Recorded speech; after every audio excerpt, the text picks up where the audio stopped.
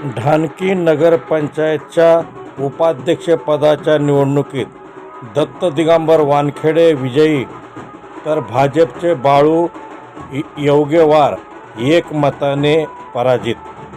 यवतमाळ जिल्ह्याच्या उमरखेड तालुक्यातील ढानकी गावची आज दिनांक 14 जानेवारी 2026 रोजी उपाध्यक्षपदाची निवडणूक झाली. यामध्ये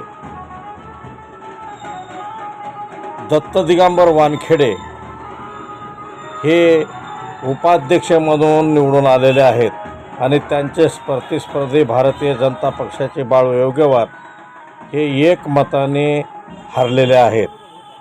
या नगरपंचायतमध्ये शिवसेनेचे 3, MIMचे 3, काँग्रेसचे 2, उद्धव बाळासाहेब गटाचा नगराध्यक्षपदाचा उमेदवार, भाजपचे 7 आणि अपक्ष 2 असे उमेदवार निवडून आलेले होते.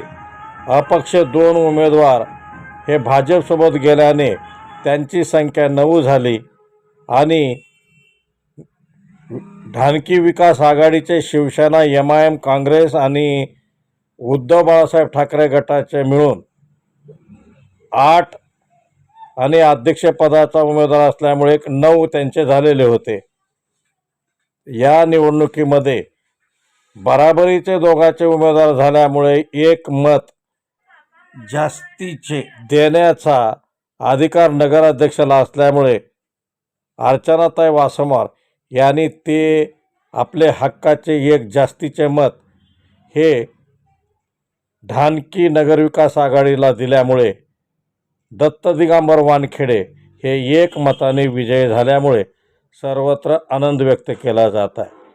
मागील निवडणुकीमध्ये भाजपची सत्ता होती, परंतु ह्यावेळेस मात्र ढानकीवासीय भाजपला रोखण्यात यशस्वी झालेले दिसून येत आहे. जाणून घेऊया आपण दत्त दिगंबर वानखेडे यांची प्रतिक्रिया.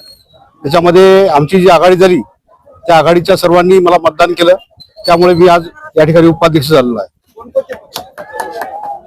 या ठिकाणी आमची आघाडी जी झालेली आहे ती शिवसेना उभाटा, शिवसेना शिंदे साहेब, त्यानंतर काँग्रेस, त्यानंतर MIM अशी आमची आघाडी ढानकी नगर विकास आघाडी या नावाने या ठिकाणी आम्ही केलेली आहे.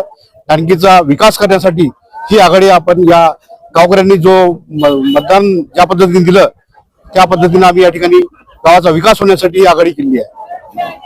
आपल्याला भाजपचं असं यावेळेस चॅलेंज काय वाटलं नाही का? नाही, कुठलंही चॅलेंज वाटलं नाही. हे होते दत्त दिगंबर वानखेडे हे आणखी नगरपंचायत उपाध्यक्ष झालेले आहेत आणि त्यांच्यासोबत समर्थन मंडळी या ठिकाणी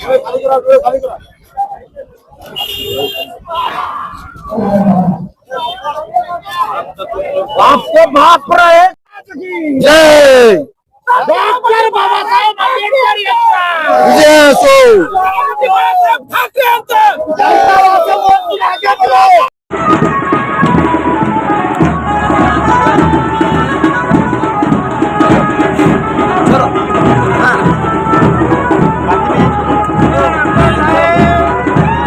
हा